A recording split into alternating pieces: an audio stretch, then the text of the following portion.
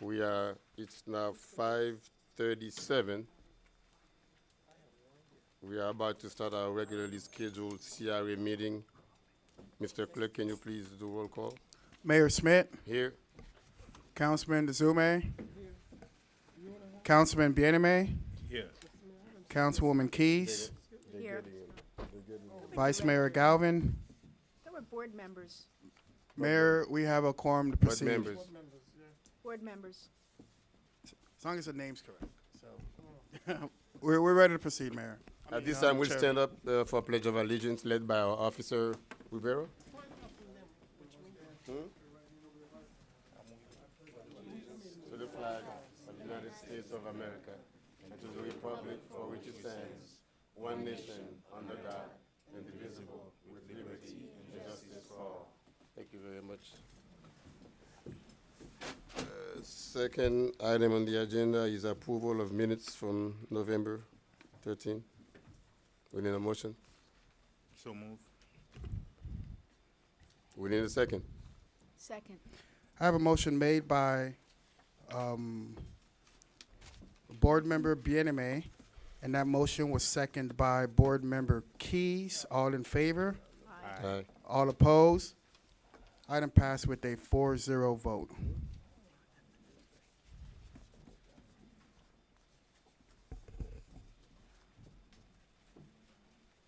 All right, so Mayor, Chairman, you want me to go ahead and read agenda item 1? Okay, so Mr. Clerk, can you please go with agenda item 1? Absolutely. No. Go ahead. Okay. Mr. Clerk, can you please go agenda Item item no 1. no one? Yes, Mayor. Agenda item number 1, resolution number 2018-016, a resolution of the chair and board members of North Miami Community Redevelopment Agency authorizing the executive director, the city clerk, and the NMCRA attorney to take all necessary action and to execute all documents relating to the operations of the North Miami Community Redevelopment Agency during the board's recess commencing December 12, 2018 through January 7, 2019, providing for an effective date and for all other purposes. Thank you. Do you have any?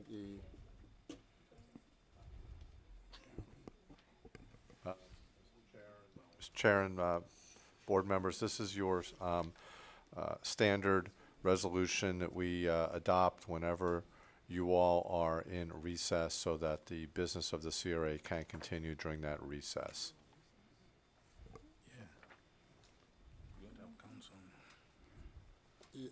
Okay. I should mention then too that any action taken during this recess period that would require board approval will be subject to ratification by the board at the next meeting. Now, do we need to open this to the public? Yes, you always have a public hearing on everything you do. Okay, this item is open to the public for the public to be heard. So anyone who wishes to be heard on this item, please come forth to the mic. There's one on the left, one on the right. I see no one, hear no one, so public hearing is closed. Do you see what I just did? Because you got to give the people the opportunity to be heard. Okay? This is Councilman Scott Galvin. Good to meet you. Sorry I'm late. Mayor Bonilla.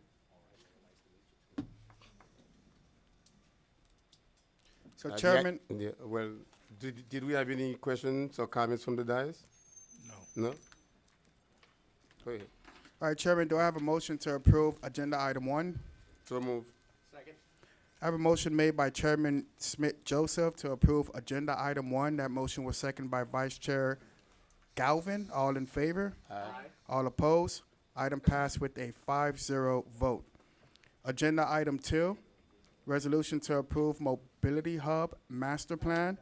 A resolution of the chair and board members of the North Miami Community Redevelopment Agency approving the Mobility Hub Master Plan and providing an effective date. Mr. Chair, this is the, The big book. through the chair, this is the item to discuss the nomenclature of the mobility hub, but in layman's terms, this would be the area around the TOD for a potential train hub at 123rd Street. We have our consultants here from IBI who will present the master plan to the public. So just a presentation for you. Now, will this item be discussed in our regular council meeting as well? We can add it to the agenda. However, since this item traversed through the CRA, it has been a legislative item of the CRA. Okay. Good evening. Good evening. My name is Bankim Kalra, and I represent the IBI Group. With me is Address. Kevin Greiner. Address is 1100 Pompano Beach Parkway.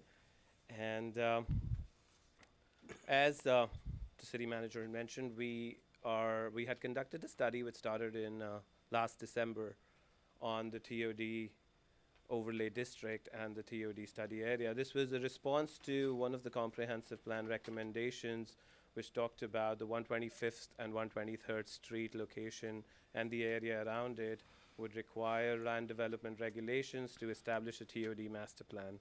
So as part of that, this study looked at a larger area than just a quarter mile, which was the overall area that was recommended as part of the TOD district in the comprehensive plan.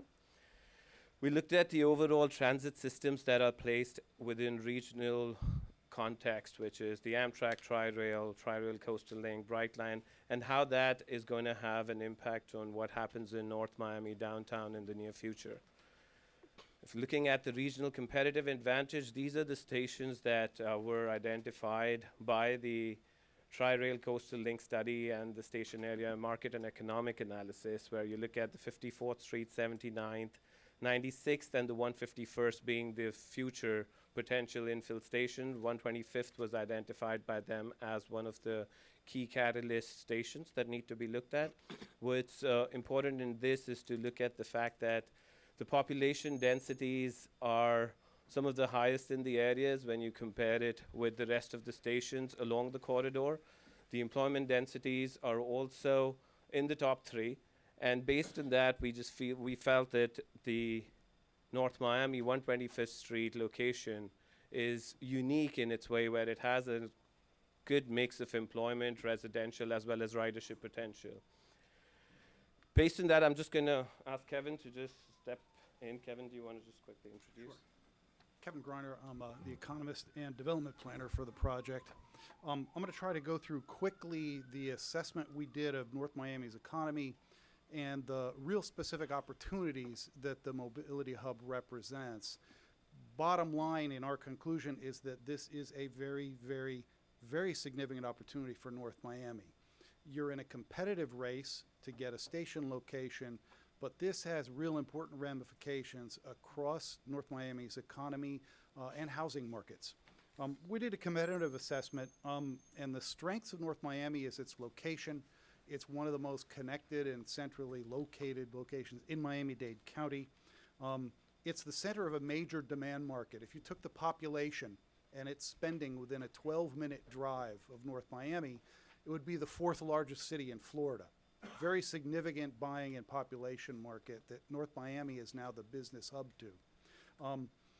There's significant potential along this corridor, not just the acreage, but the types of jobs and housing that can be created. A conservative estimate, just looking at the properties surrounding the quarter mile, even less, around 125th and the rail line, that's over 1.5 million square feet of land that could generate anywhere from 3 to 5 million square feet of new development. It's very significant, and lower price properties. The other things we noted is that what's going on in North Miami is reflecting a lot of what's happening in Miami, what we're calling the rise of the gig economy. Miami-Dade is actually the highest percentage of businesses in the country, of any county in the country, are actually single workers, single owners, working mostly out of their homes.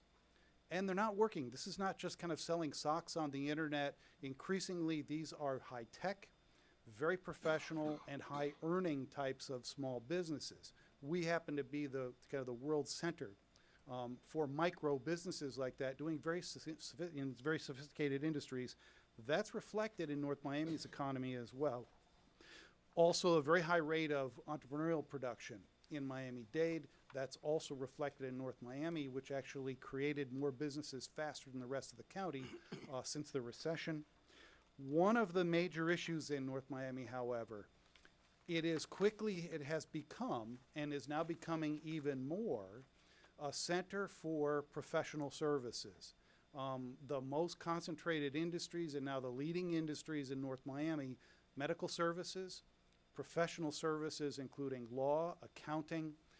North Miami is now becoming a real locus for professional service, small professional service businesses, and it's creating a number of higher wage jobs each year, slowly, but it's increasing each year. The big problem is there's a mismatch between the jobs that are available in North Miami and its employed residents. 85% of the people who live in North Miami who are employed actually leave North Miami every day. There's a significant percentage of jobs that are not being taken by North Miami residents. In fact, only 15%. So that creates a number of issues. That's lost spending every day, creates a major transportation injury. You've got a large flow of people going out every morning, a large flow coming in at the same time, and we see the results in increased congestion and wait time. Affordable housing in North Miami is also becoming an increasing issue. We've recommended a number of general strategies that the hub fits into. I'm not going to list all of them, but kind of just the high points is that the mobility hub can be an economic opportunity to really target the continuing development of high wage, high professional, high skill, and highly educated types of jobs. Fits into that as well. It can support small business growth, and I'll talk about that in a minute. Most importantly, it fits into a major component of what we're calling work shift strategies. One of the major transportation strategies in the coming decades, it's going to include rail, it's going to include mass transit, but increasingly it's going to be doing types of strategies that take people off the road altogether, and that's very simply finding ways for them to work closer to home. And what you see is the rise in telecommuting. Telecommuting is now a very serious segment of the workforce. 25% of all American workers now spend at least a part of their week working from home. Increasingly, workers negotiate the ability to work from home in place of salary. Large corporations have now stopped building large downtown office buildings and are finding ways to get their workers to either work from home or near home so they don't have to make these long commutes. That's solving a major transportation problem there, plus the ability of rail transit, and you've hit a home run in terms of your long-term transportation demand and solving those issues. Major, major issue that it solves there. The other issue is think of housing. Don't think of it as just a place to live anymore. Think of housing as jobs and new business creation, because like I said, and this goes back to the gig economy, increasingly, now it's 65% of all new businesses are started in a home. That's a significant number. So that housing now is not only a place where you start a business, it's increasingly where you work. If you work, say, at the managerial level, you're now on average in the United States, even higher in Miami-Dade, you're spending about 40% of your work week working from home.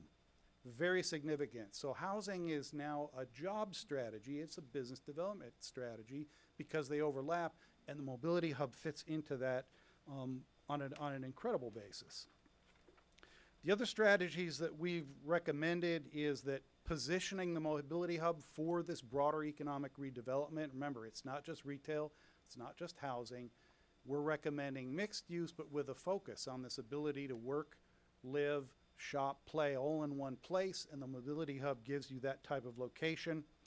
We've also recommended you've got to settle on a location, and you need to do it soon. As I mentioned up top, you're in a very competitive race for now it's 8 stations. 3 of them have already been chosen, so it's 5 remaining stations that are in play in Miami-Dade County, and it's a very competitive race to get them. And the economic value of getting one in the end is going to be tremendous for the winners. Settling on the location, really for the purpose of controlling property so you can drive the development of this, is crucial right now. That's your first upfront task. We're also recommending that small business development program, this becomes the location and kind of hub for that type of activity for the city. We're also making recommendations. It can continue to drive your arts and cultural development, which has been successful in North Miami. We're recommending to commit as high a percentage as you can of housing units, and you can do this mandatorily. You can do it through incentives. You can do it through public-private partnerships, but commit as many units as possible in the eventual development to affordable units, especially workforce-priced units, especially units that are affordable to young workers, new workers who are having a hard time staying in the region altogether because housing prices are so high, and that we've already started talking with city leaders about revising zoning to make the project happen. So very quickly, that's the economic highs and lows of the project. Thank you, Kevin. That as a starting point, this was the planning process that we followed. We had 3 community engagement workshops, which was really well attended, as well as we had a lot of online surveys that were conducted. One of the things that we would like to point out that initially when the study was commissioned, there was a 1/4 mile radius, which is the inner circle that you see, which is a 5-minute walk that was asked of us to look at, but we recommended that we start looking at a 1/2 mile radius, which is a 10-minute walk. The city hall, as well as the Moka, and where we're here right now, is between the 1/2 mile and 1 mile radius. So most of the destinations are between the 1/2 mile and 1 mile radius. This is just a 3D rendering of how it looks today, the existing conditions. Again, some images from the drone to show you what the 125th, 123rd, and the railroad, FEC railroad situation, location looks at. We're looking at this station as being the one that is going to serve the entire city. This is going to be that one station which is located in close proximity to the downtown as well. If you look at it from the perspective of 2 miles, 3 miles, everything, the 151st is within the 3 miles. This one is centrally located, catering to the entire city of North Miami. From the mobility perspective, it's very important, as Kevin was mentioning, that the mobility is not just about the rail transit. It's about how you get there, how you get out of the station. The train is not going to drop you home or pick you up from the home. Mobility is going to be very important, which includes looking at car sharing. It includes looking at our bus system. It includes looking at our line bike, bicycle sharing, the pedestrian walkability. We went through this whole process of looking at what is it that what Kevin was just mentioning from the economic standpoint is going to attract people. Quality of life.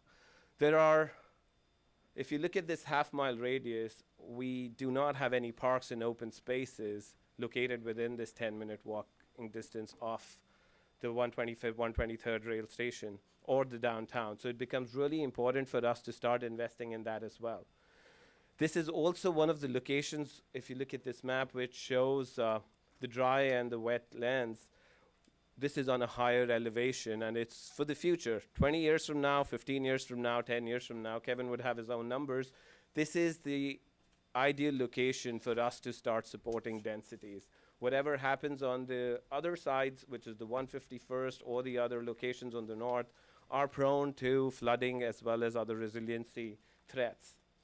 The community engagement, we're not going to go through the detail, but just we went through a series of polling from online as well as during the workshops. 43% of the residents that had attended the workshops preferred new development along the FEC as entertainment, whereas 16.7% talked about parks and public places. One of the questions we asked, if there was, apart from personal cars, if 125th is going to be congested, and it's going to get congested regardless, what would be the preferred mode of transport? 25% opted for bicycles, and 21% went for car sharing, and then 20% for bus. There were a lot of pain points that were also, we went through this exercise called pains and gains in this particular area, and the residents had identified vacant empty lots, congestion, shabby entries, road closures, lack of community centers, lack of jobs as some of the pain points. Gains which they felt if we were to go ahead and improve this area, what would we be preserving? Again and again in all the 3 workshops and on our online polls, people were talking about that this is the last authentic community in Miami-Dade County that needs to be preserved, which also means that we have to start looking at public-private partnerships that can happen, and it's not just going to be a one private sector-led initiative. We'd have to look at partnerships as well. More police presence and code enforcement was something that was mentioned. Based on all the input that we got, we came up with a concept plan, which was again shared in the 3rd workshop with the residents. The mobility hub is essentially defined as a community gathering space where you're going to be looking at an intensive concentration of work, live, shop, and play experiences that are comfortably accessible by foot and cycling. I missed the cycling in that, but that is very important. Based on that, we came up with these 9 guiding principles. One is the first and last mile connectivity. Very important again, like I mentioned, we gotta reach the station and come back from the station and the downtown, not just the station. The multimodal integration, the buses are gonna play a big part in this, the cyclists are gonna be using that as well. Creative placemaking and open space. As we saw that we do not have enough investment in the public open spaces and the community expressed a desire to do that, that is the 3rd principle. The 4th is economic catalyst, which Kevin has already touched upon. The 5th is having a transit supportive area. 6th is parking management. 7th is age-friendly neighborhoods, and we have the mayor today who would appreciate that, which is we're talking about age-friendly, which is children and senior citizens as well. The innovation and technology integration, again, we are all addicted to our phones, and we do a lot of the things on our phones, and that needs to get integrated into the day-to-day life. Finally, the resilient aspect of North Miami. This particular project gives us the platform to start looking at this seriously. This concept plan, which has been included in the package that was given to you, looks at physically how these principles can be represented. I'm just going to go quickly through it. What was important is all the work that North Miami has done to date. It's been a lot of work that has been done in North Miami, but a lot of it has been focused on the main corridor of 125th Street. What we felt we need to start looking at is also the entire grid in the downtown, which looks at all the parallel streets and the northwest, north-south and east-west connections. So we've come up with a hierarchy of improvements that can be done. Some of these are very, very simple solutions, which are going to make people take alternate routes while they're cycling and walking because they don't feel comfortable on the 125th Street corridor. For example, this is on Northeast 12th Avenue. This is how it looks today, and then with minimal changes on having a segregated cycle track coming in, as well as organizing the swales a little bit more, we're going to be looking at changing this. This is on, again, 12th Avenue. When we look at that, there's what we see is, again, a change in the character, which is going to be looking at giving some segregated cycle tracks as well. I'm sorry. Mr. Chairman, through you to the presenter. I got all sorts of questions. I was trying to hold them till the end, and I got to jump in. Who's paying for all this? Who's paying for all these improvements? Right. It is going to be a combination of the CRA funds. We're also going to be looking at, we have in our report looked at partnering with some foundations that are going to be able to start helping fund some of these improvements, because we're not talking about really high capital intensive projects in this particular phase. I've sat in the seat a long time. What you just showed me doesn't come cheap. Yes, and that would be, again, something that we would have to work as a partnership with the public-private partnerships that we mentioned. When you're able to redevelop some of these key properties that we're going to be showing you, that is going to offset some of these physical improvements as well. The intent is to bring in more private sector investment into the community, which we haven't seen in the recent passed, and we've started seeing some movement happen. So that is going to offset some of this as well. Who are some of the foundations that you have in mind that we'd partner with? Some of the foundations that have recently, like we had been recently when we worked with the West Palm Beach government as well, the Kresge Foundation, there's the 880 Foundation. There are a lot of these foundations that are working on doing these creative, small, tactical urbanism placemaking projects. And we had that also, the Miami-Dade County had also started a program which we were going for as a demonstration project. Hold on, and I'll add, Cressy's already funded a project in the city. They did we were the first with the partnership with ULI to do the resiliency study. for The Arch city of Creek. North. So they've already started to invest in the city as well. So. And I assume that thank you. I assume that the purpose of tonight's presentation is informative. Are you looking for us to give a buy-in, to move it forward, to shop it to other Okay. Well, I'll wait to the end of the presentation. I've got one major question. I'll hold till the end. Sure, sir. Just going through some of these which are already funded. This is through the FDOT project that's going on 125th Street, where we're looking at some of the improvements that can be brought in, this is going to be the private sector part when the public investment has been done through the DOT grant that we already have in place. Some of the other things that we are talking about is the creative placemaking. Can we go back a slide? Sure. Where's McDonald's? Is McDonald's there? I know where McDonald's is now, but where's the McDonald's in the? It could be a part of this particular development as well. We could have a McDonald's instead of that particular location. I mean, that sounds beautiful, but doesn't McDonald's probably either own or lease that land? I mean, this sounds great, but let's say McDonald's says, no, because they just renovated that restaurant. Mm-hmm. No, we like it the way it is. Boom, that's gone. Well, that's a part of the negotiation. If McDonald's won't come here, or McDonald's would be a part of that development. And keep in mind, all right, these kind of, they're conceptual renderings, and they're following the city's already designated NRO code and expectations of the comprehensive plan redevelopment of downtown. So, imagine, again, forget the names of the businesses, if you will, or assume we keep every single business that's there, but the expectation that there would be some redevelopment of their properties to be more dense, to include mixed use. So you'd have residential, office, and the retail on the first floor. Here's where I'm coming from. I've been in this city my entire life. Dixie and 6th looks exactly the same as when I was a little boy. Exactly. And I can't tell you how many times I've sat through charrettes and other things about roundabouts and other beautification things, and none of it happened. So pardon my pessimism, but unless I'm seeing those dollars, I almost think that I guess it's nice to have a plan. Maybe this will be the plan that we use. Maybe the dollars don't come for 5 years, and we're going to go to another plan in 5 years and come up with something else. But here's my big question. Train station's probably going to 151 in the railroad tracks, not to 123. The county wants it there. FIU wants it there. I want it there. You want it in 151? I don't have a problem if it goes to one or the other. They're both in the city. But the odds are out there that this station is not going to 123rd. It's going to 151st. So how does this plan then change? Or do we just go, oh, well, that was for 123rd, and we just tear it up and throw it out the window? And Well, I know what you're saying, because I've been subject to some of these same conversations as well in recent weeks, if you will. We started down this path based on feedback that had been given in direction some time ago, and we're presenting what was there.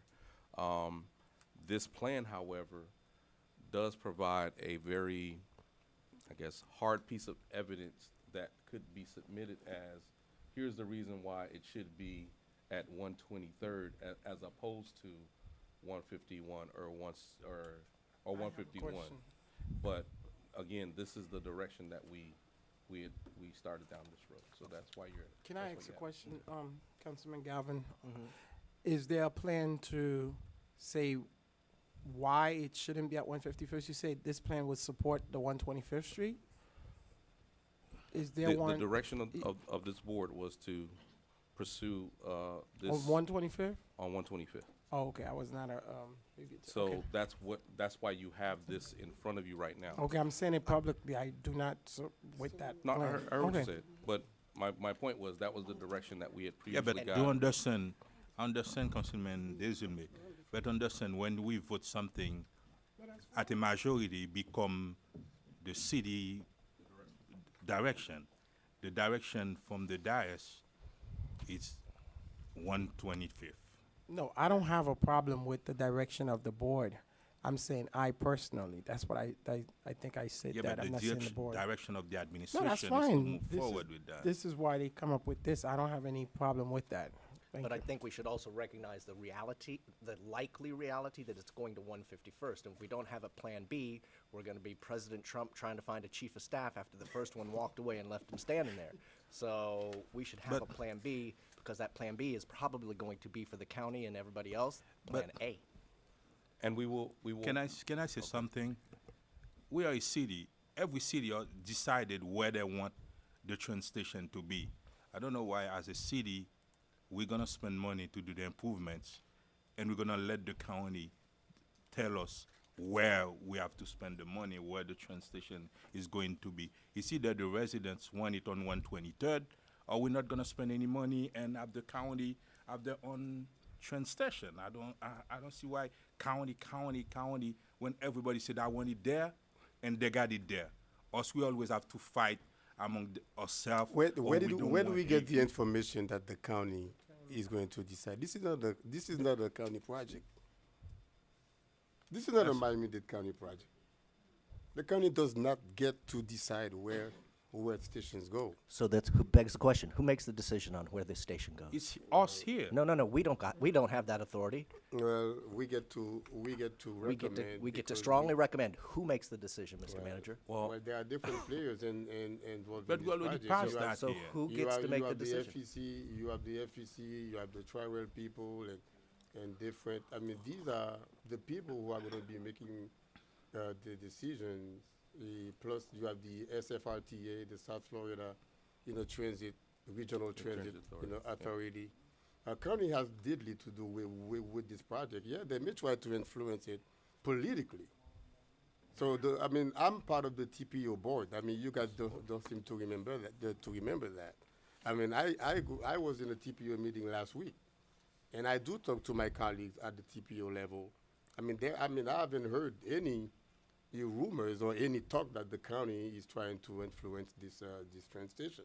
I presented this project 2 years ago at the gentleman, actually Kevin was part of this a summit of 8 mayors from the Eastern Seaboard, all the way from Schenectady to Baltimore and so forth. All the discussions when I presented this project. And of course, we had a joint presentation and so forth. We had professors from FAU. We had engineers, urban developers, and so forth. I mean, it's a no-brainer that this is where the station should be. And these people who are going to be making that decisions, they are not politicians. These are people who worry about ridership. They worry about money. And if we think this is a movement, not just a Miami-Dade County movement. This is a worldwide movement. Rails is a worldwide movement. Rails, mobility hubs, a bicycle, walkability, work and play areas, and self-sustained with resilient cities. This is not a Miami-Dade County thing. We had the TPO board traveled. We traveled to Denver. We traveled to LA. Some of the board members actually went to. They went to, what was that country? Norway. I mean, we had a group who came from I don't remember which other Scandinavian country. They came and present those mobility hubs, those mobility programs. It's not a North Miami project, and we should not look at as so. And if we think we're going to sit here and have a myopic vision, and Kevin said it very eloquently. This is not something that we can just sit idle and go on our usually way of thinking. This is a movement that is passing us by. And guess what? If we let it go, we're going to fall behind 20, 30 years. Then this is what it is. If we let it go, we fall behind 20, 30 years.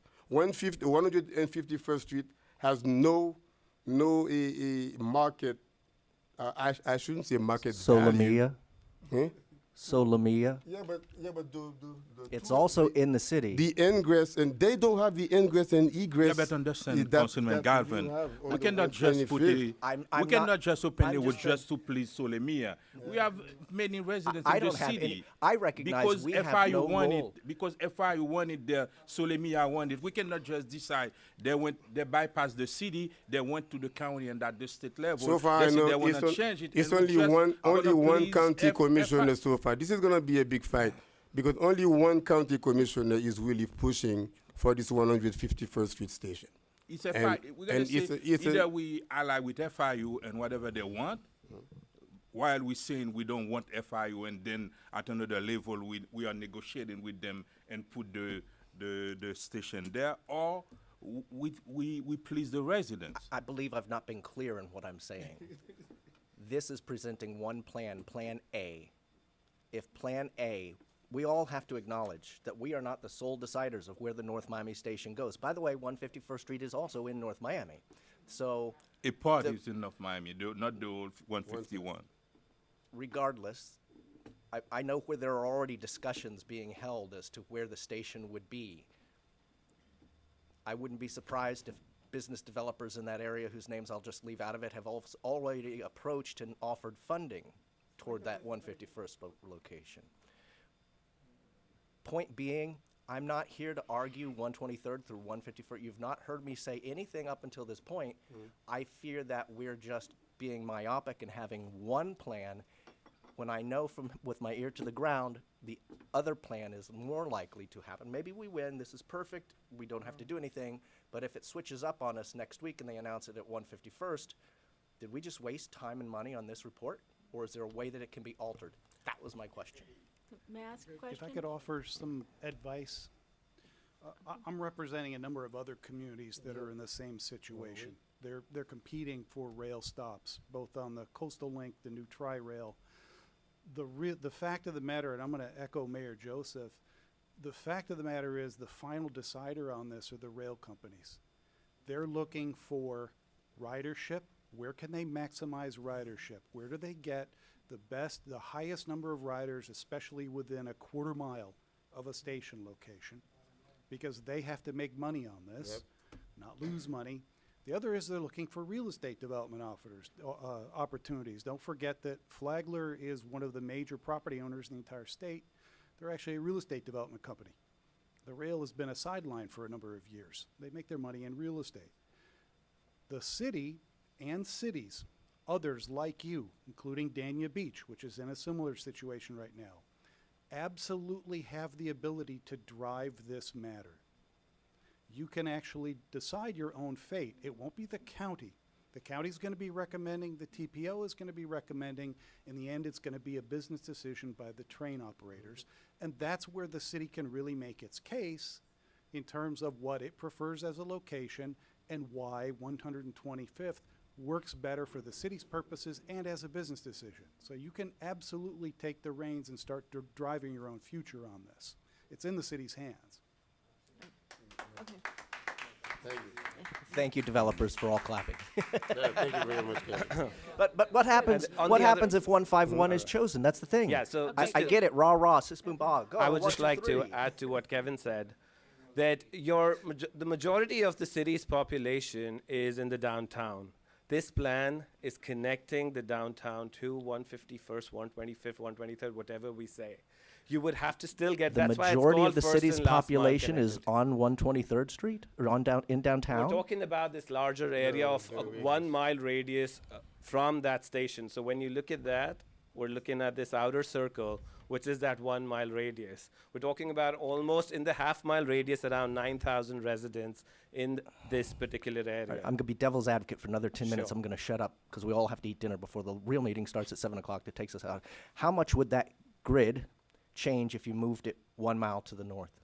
You would still have to connect people from where they are. You would have to connect your businesses, which is our downtown. So what we're trying to say is that the 151st, 125th, we are saying it's a part of the connectivity for your downtown. The downtown's not going to change either. Your downtown is where it is. If 151st comes to north, we're not changing the boundaries of the downtown either. No, I We're know. talking about connecting the downtown through this plan to the stations, wherever the transit station comes in. And that's not just 125th. That's why we talked about the first principle being the first and last mile connectivity, which is all the 131st, the 135th, the north-south connectors, we need the investment there. Here's my last comment. Yes, sir. I will vote yes tonight. Mr. Spring, this gentleman will not be here if the station is chosen to go elsewhere. He won't have to deal with the decision-making that we would then be saddled with if this plan becomes immediately obsolete by powers out of our control. I will look to you if that station goes elsewhere to immediately have a plan as to what we'll do that equals the beauty of this here that doesn't have any dollars supporting it. Okay, Mr. I got it. May I speak? He got it. Okay. Great West Mayor. So, We're just, excuse me, sorry, let me just, okay, so this plan, When we get to public hearing, then you can speak. we talked about doing this plan when we worked on the comprehensive plan in 2015, and we sort of held up to get the center, the epicenter of where we were going to put this. We need this plan for our development. We've got buildings, we're trying to build our downtown, we're trying to do urban infill, we're trying to build up our downtown. We need the transportation hub right there because we have people coming back and forth from Biscayne, the beaches, to 95. This is what makes sense. This is where we need this train station. So I'm willing to fight for that. That being said, and we have developers here within a quarter mile and just out of a quarter mile. We have a lot of projects, a lot of multifamily projects coming and businesses. This makes sense. If we have this there, it will be a bigger incentive to draw the station to this.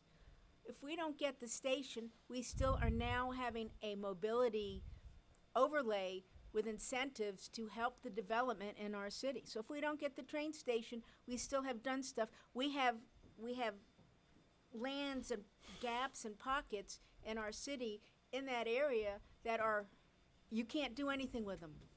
We need to rezone. The TOD is a rezone, which will take care of that.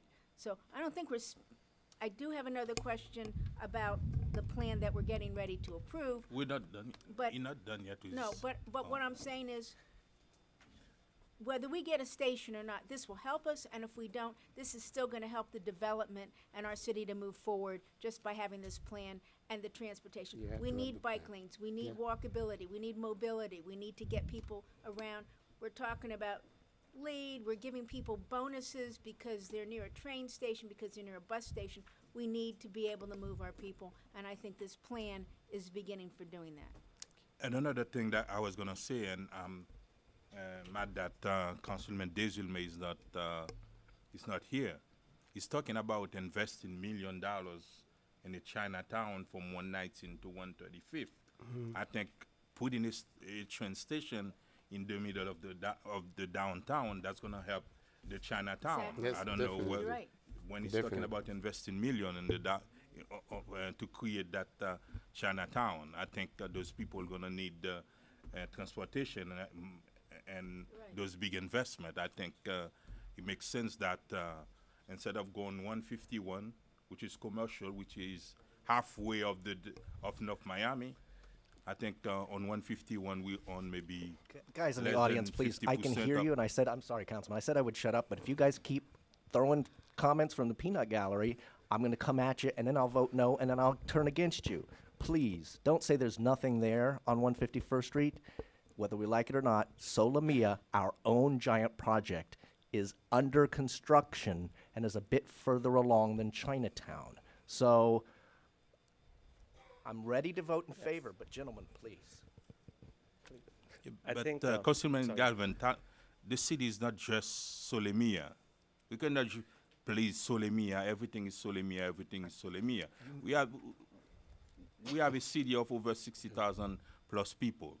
Not just please Solemia and suddenly we move the station there because they're gonna invest in the area. We got to see the whole city. We got to see Chinatown. We got to see the downtown. Raw, 1, 2, 3. Raw, 1, 2, 3. I'm voting yes on this. Let's do it. Okay, I just let's am do it. upset that we don't have a plan B. Can we do public That's what hearing I'm now? And The then- plan and then- B, and then if go we're to gonna a vote? open two stations, maybe a big one there and another How much sub more do one you have? over there. We not have any I can problem. go. I can just go to one quick thing, please. Yeah, I'd like to please. just do that. The other thing that is very important is also to look at a transit overlay district for this particular area. It's not a half mile or a quarter mile circle we're talking about. What we have is the NRO overlay and the PCD, which leaves the quarter mile station area, what you see as a donut in the middle out. What we're recommending is within this, we create a TOD overlay zone, which has higher densities and higher heights that are recommended, but in a very, very concentrated area, because at the same time, we believe that the neighborhoods around it need to be preserved. So this area is pretty much taking into account all the industrial areas around it, going all the way to 10th, which is the edge of the NRO district, and just one block of 125th. So the other thing which is there is within this half-mile area, we have a lot of, we have lands which is in the unincorporated county, which we recommend that we start thinking about annexation of those as part of our strategy as well. We're talking about 125 dwelling units per acre and a 200 feet maximum height limit in this particular area. Keeping in mind that the properties that are going to be closer to the existing residential neighborhoods will have transition guidelines in place and would have to be tapered down as well. That said, there are 3 densification. We're not saying the whole area is going to be developed. We're talking about at a larger scale, we have 3 nodes, which is the TOD Station Square, as we call it, which is 125th, 123rd, and FEC. The 5 points and the library node. These are some renderings. Just again, this is not how it's going to happen. This is just telling us how the development capacity could be increased of this area to make it more amicable for investors as well as for the residents. We don't want it to go into the residential area, keep the character of the residential areas as pristine as we can through this. These are some of the mixed use and residential. Right now within the quarter mile, we only have industrial uses, so nothing can be built over there. So if I am the SFRTA or the rail developer and I'm looking at the current zoning codes, this particular location is not giving me the same economics as 151st or anything else because we haven't zoned it for higher densities. This is the next step that we're recommending that we take, at least in the quarter mile area, which we would want the planning and the CP&D department to start looking at it. The other thing is the Moka Plaza, which is outside of the half mile area. It's in the 1 mile area, but again, a node which needs to be developed with the destinations that there are right now. Again, not going beyond 125th in this. Looking at the library arts district area, a lot of the surface parking lots are underutilized. We're not saying that the residential neighborhoods or the streets need to be changed through this. There are strategic optimized densification nodes available in North Miami, which is not the case in all the stations everywhere. This is going to integrate the community with the TOD lifestyle that we're talking about. It's a lifestyle change. We're talking about the development going up to 8 stories in some of these areas, nothing more than that. We're talking about the 5 points intersection where the McDonald's was. Yes, we've been looking at it for a while, but that's today. Hopefully it will change in the near future when we're able to take these decisions and express to the world outside that North Miami has arrived and is ready to change. Parking is another issue. You were that intersection is actually on the it's in design to be redone. Yes, that's Can you go back one slide, please? sure. That's 125th and 6th in Yes. Dixie. Okay, I just want to look at that for a moment. The 5 points that the intersection that was being. Again, this is just looking at what the development could be if we are to open up. It's already there. We're not talking about any changes. The NRO requires these kind of regulations. Can I go ahead, What's the height Councilman? there? We're talking about around 9 stories to 12 stories. Parking, as we observed during our study is a big issue in the entire community as such, the half-mile radius. What we looked at was there was somewhat like around 689 or 700 parking spaces along the swales in the residential streets. All we're saying is we need to start regulating that as well. This all needs to happen for a better downtown, for a better area. TOD aside, it's very important that we start regulating our parking if we are to have parking garages or structures as part of our proposed development. On-street parking needs to be regulated as well. We've included some strategies on where on-street parking should be available, as well as what the off-street parking opportunities could be. Age-friendly neighborhoods, children, senior citizens, millennials, that's the community we're wanting to create. It's not just about a particular demographic. The other thing is technology integration. One of the things that we kept on hearing again and again from the community was that we need to know more about what's happening in the community. So a smart citizen dashboard is something which can start off immediately as a pilot project, where we have continuing resident engagement, which the CRA has already started taking up. There is a common mobility app, which the Miami-Dade County has already launched. We just need to start putting that on the NOMI facilities as well. Investing in high-speed broadband and Wi-Fi downtown, which is already there, but even more towards the half-mile area, and then streamlining the development process.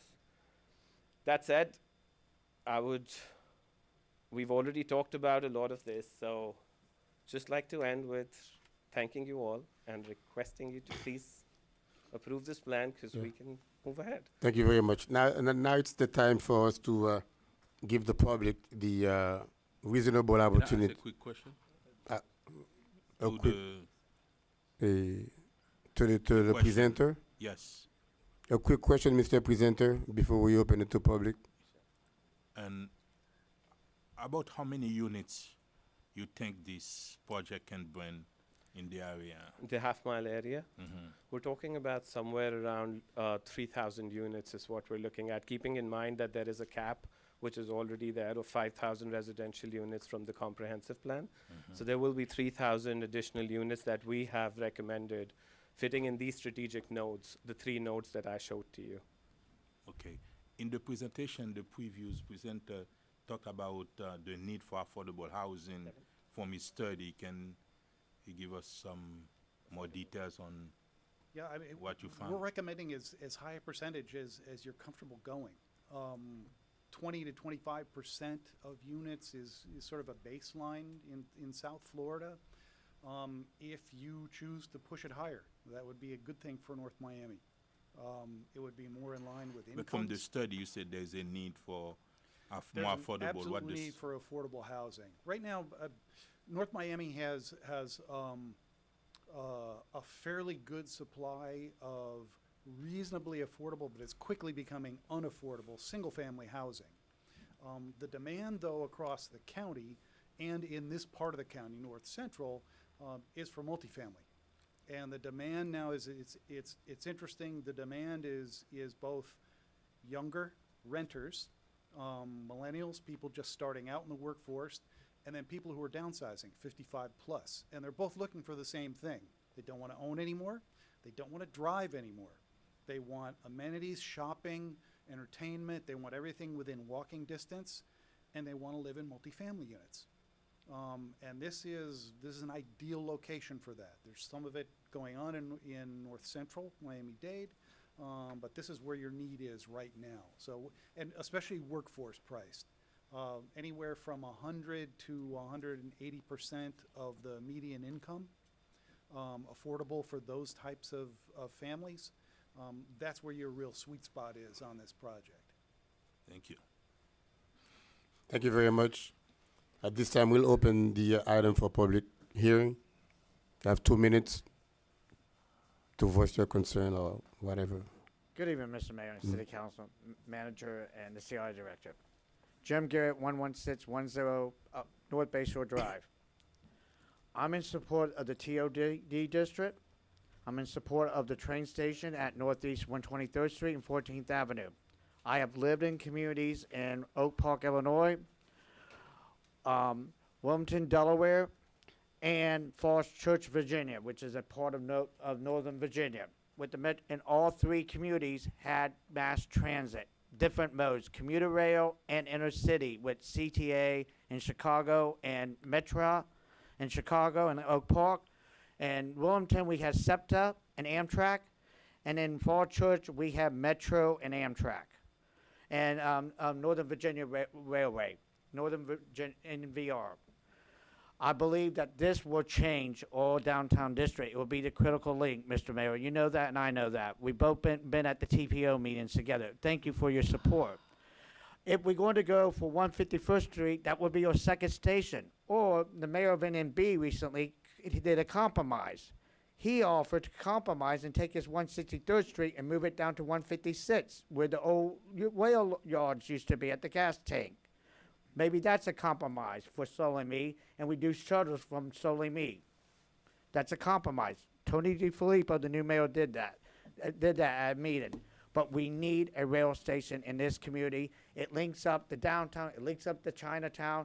And as a future property owner of a property at 645 Northwest 132nd Street one day, when my mom passed away, that will help my economic security. So I think it's critical for this council to push for a station at 123rd Street. Thank you.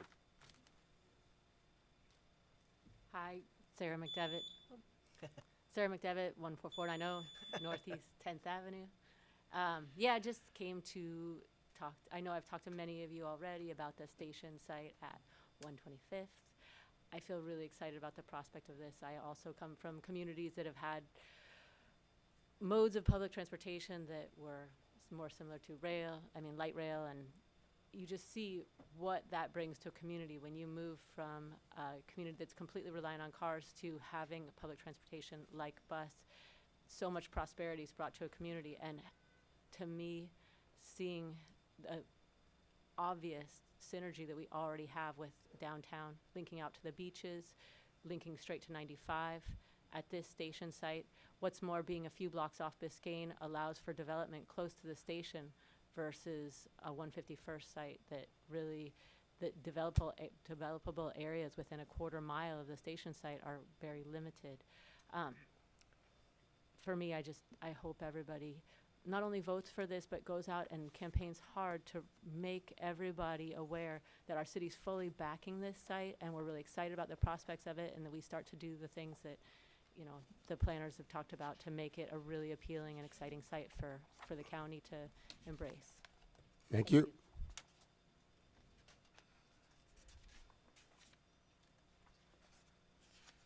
Good evening. My name is Jason James, 1560 Northwest 129th Street, and I'm here on behalf of DAPAC, the Downtown Action Plan Advisory Committee for the city. And the topic of mobility has come up in our meetings a couple times. And in our last meeting, we were fortunate enough to get a nice presentation similar to what you've seen here today. And all the concepts, or many of the concepts that we saw in the mobility hub study, were actually lined up with many of the concepts that were stated in the 2014 downtown master plan that was previously approved. We feel as though they line up perfectly with many of the current projects that we are working on or kind of watching, whether it be the 125th Street improvements, the Liberty Gardens Park that's coming up later on this evening, or the alleyway improvements that we're considering doing, and we're working on the north side of 125th Street behind those facilities. So we really think it's a critical thing. We want to see it happen. You know, we think it's best that we're in this position now ahead of, I think, many cities, because we've kind of already done some of this legwork. And so I think by giving these corporations all the information they need to make better decisions will only help us, you know, get what we want. Because like many of the council or the board members said, we should drive where we want to see it happen, what makes the most sense for us as a city. So hopefully you will all support the plan moving forward. Thank you very much. My name is Sid Weinstein. I'm the owner of the property around the corner of 125th and 14th Court. That's right where the food spot is. I'm at ground zero. I moved into North Miami in year 2000. I left here in 2015 after my wife died. I moved a little closer to where my project is going to be, which is going to be in Homestead. The train rail, which was approved by Dade County from Kendall down to Homestead, was part of my projection for my project. My project is EmeraldCityUSA.com. It's the biggest project in the world. I'm putting 50,000 people to work in that project. I own it. I am the principal. What I consider my headquarters at North Miami, because I've been there for over 10 years in that office, right on the corner where the food spot is. That's Richard McGee's property.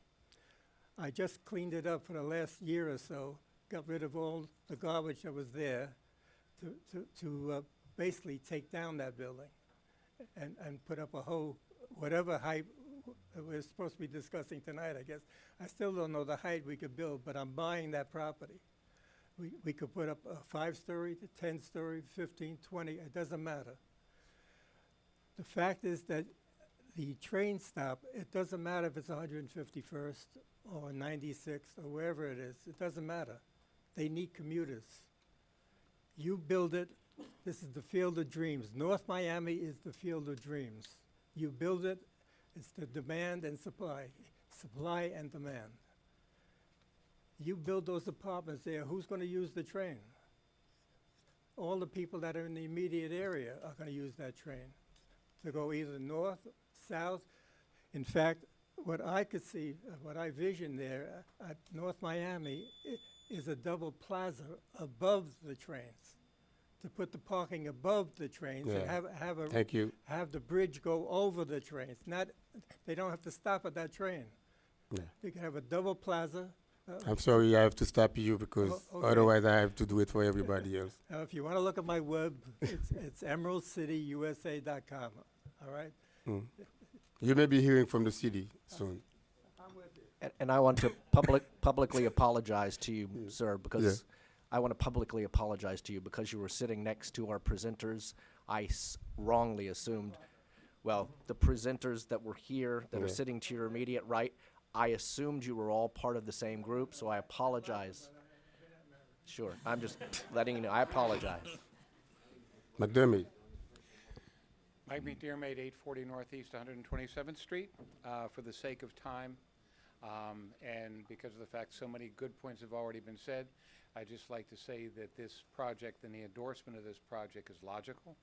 And hopefully tonight logic prevails because it is the absolute logical way to try to enhance North Miami in all the areas. Thanks. Thank you. As Gene Marcellus, 1337 Northeast 125th Street. Well, yeah, I'm in support of this project and for 125th Street. And I think the only thing that we might need, instead, we do need a plan B also, but is making attractive enough for more developers to come and engage in a very positive discussions with the well people to convince them we have enough riders for the rail. As soon we can do that, and of course, we'll have this train station right here in 125, Councilman Galvin. That will be a big plus for our city. Thank you, Council. Do that for us. Good evening. My name is Ismarie Monreal. My address is 8814 Northwest 177th Terrace in Miami. I am here. I'm the Dean of Students at Johnson & Wales University. And on behalf of our students, staff, and faculty, we would like to ask for your support of this hub on 123rd, 125th. Certainly, I don't need to go into the advantages of why this hub makes sense for the city. I think the presenters were very articulate in saying that. I'm just here on behalf of our, again, student, staff, and faculty. You will all be receiving a letter from our Student Government Association, so will be the commissioners of Miami-Dade, and certainly thanks to the presenters, we will figure out who in the trial rail will also need to get a letter. So thank you again, and certainly hope that you can support this project. Thank you very much. Public hearing is still open, but I see none, hear none. Public hearing is closed. Move approval. Oh, sorry. I have a question, big question, of what exactly we are voting on this evening, because we do, I'm in favor of getting a mobility hub and strategic plan. There's a lot of stuff in here that I haven't read, and I'm zipping through on the screen, and you're asking us to approve a lot of stuff that is really up to our planners. So, You're drawing maps, you're drawing, you mentioned 8-foot buildings, but here you're talking about a downtown overlay of 200 feet, 10-foot setbacks. You've got a lot of zoning stuff Okay, in here. so let me clarify. Thank What you. you're approving is the acceptance of the report, of the plan itself. All of those issues that you discussed have to be brought back individually to the city through the appropriate processes for planning and zoning. So we're not approving exactly what this says, but it's an overall concept of a This is TOD plan. This is approving the accepting the plan. Okay. Thank you. Move approval. Second. I have a motion made by Vice Mayor Galvin to approve agenda item 2. That motion was seconded by Councilman Bieneme. All in favor? Aye. All opposed? Item passed with a 5-0 vote. Agenda item 3.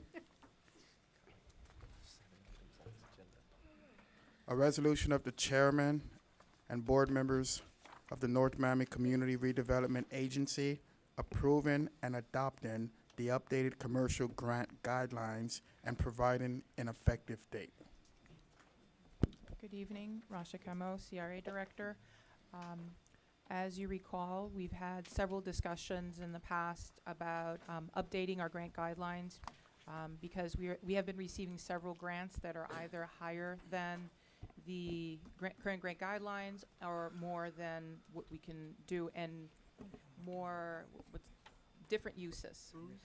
In front of you, I've presented some changes to the grant guidelines, and in the memo, I'm going to walk you through the substantive changes that we're proposing in the guidelines.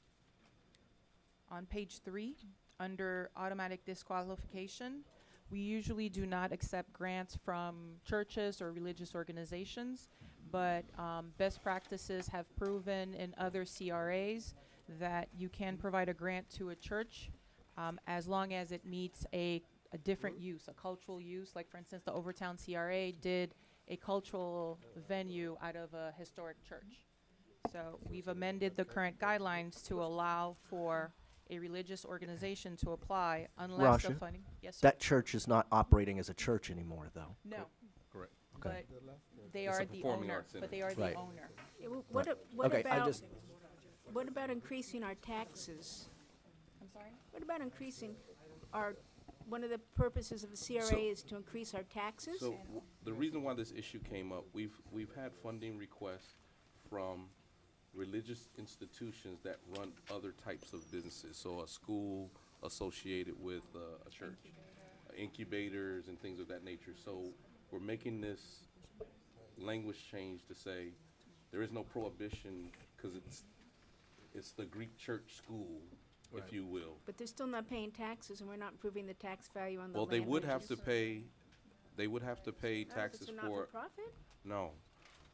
Certain institutions, religious institutions, if they're running for-profit entities, there is a tax implication. But not a real But they property cannot be tax. under the name of the church. Well, or, yes, it's a They southern, need it's another another. corporation. Now, to- they don't pay institutions, including universities and the like, don't pay, property tax. Like I think Johnson that's your Wells, point. yeah, Yeah. I mean, So just, if you don't mind. Instead of doing it like that, why don't you just keep it to, we will get it on a case-by-case basis? Why we have to change the whole thing and to allow that? But just clear, it was added just to clarify the point, because we've had the applications.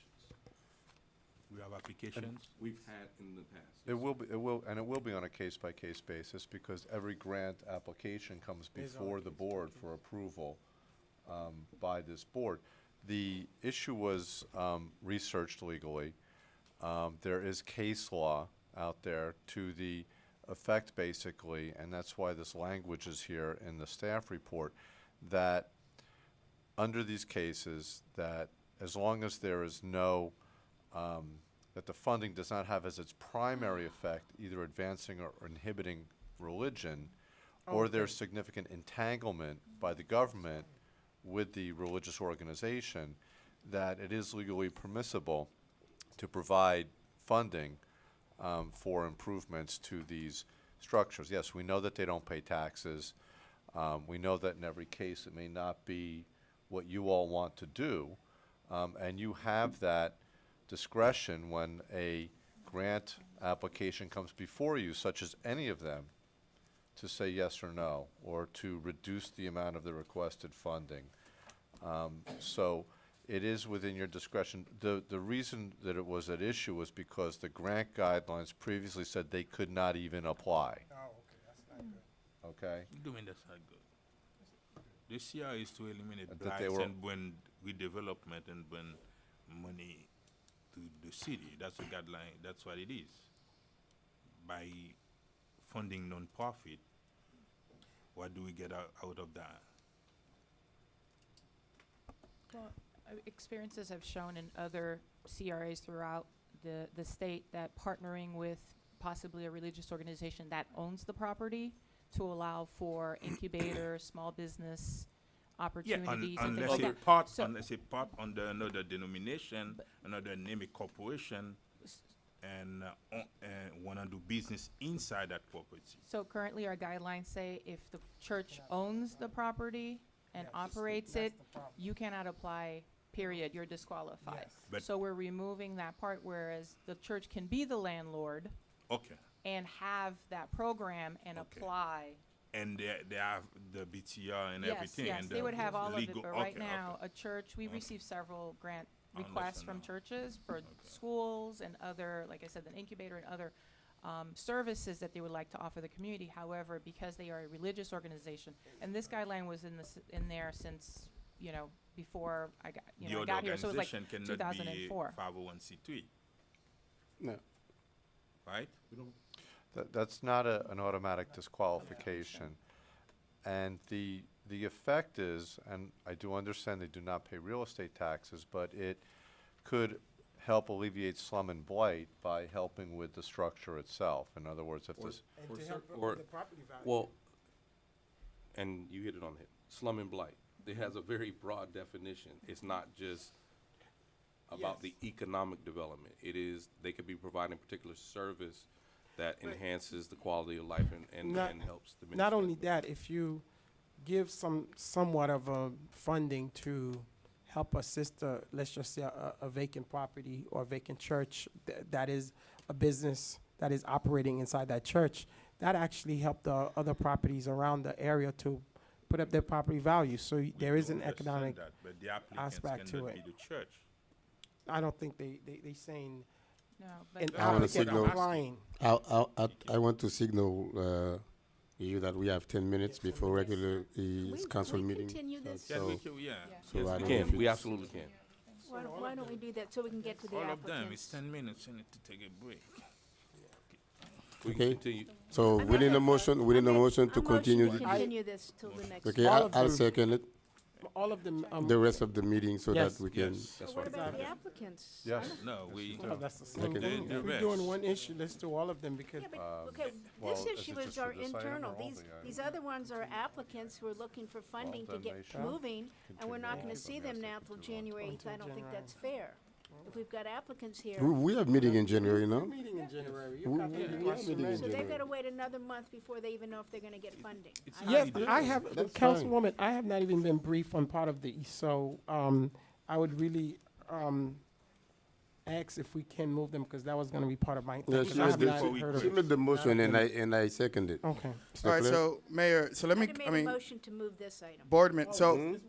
this is can the add question. it- Are you guys moving can every second single it item with that's the left, or you're amendment. just moving item 3? You just wanna, do you wanna continue item 3 or every The single rest No, of item? the, let me- let me the make rest a- of the agenda. So, Mr. Mayor, I I'll make a second friendly that. amendment then to, I withdraw No, my withdraw motion. yours. You let withdraw the yours? mayor- Okay, she withdraw Let the the motion. mayor move his. No, she withdraw the motion. Then I only second it. then I make a motion that we table everything until after the holidays.